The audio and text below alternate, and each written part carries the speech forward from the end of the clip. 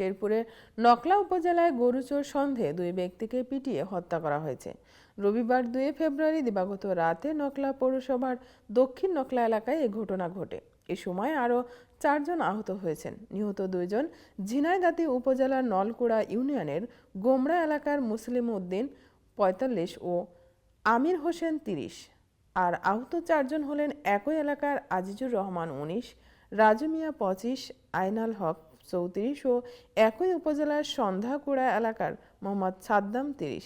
তাদের গুরুতর আহত অবস্থায় ময়মনসিংহ মেডিকেল কলেজ হাসপাতালে ভর্তি করা হয়। পুলিশ ও স্থানীয় সূত্রে জানা গেছে, রবিবার রাত 11টার দিকে পৌরসভার দক্ষিণ নকলা এলাকার শেরপুর ঢাকা মহাসড়কের পাশে 6 ব্যক্তি দাঁড়িয়েছিলেন। এ সময় তাদের দাঁড়িয়ে থাকতে দেখে গরু চোরে বলে চিৎকার শুরু করেন স্থানীয় লোকজন।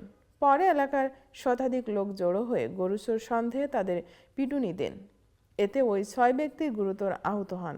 সংবাদ পেয়ে নকলা থানার পুলিশ ঘটনাস্থলে গিয়ে আহত ব্যক্তিদের উদ্ধার করে নকলা উপজেলা স্বাস্থ্য কমপ্লেক্সে ভর্তি করে।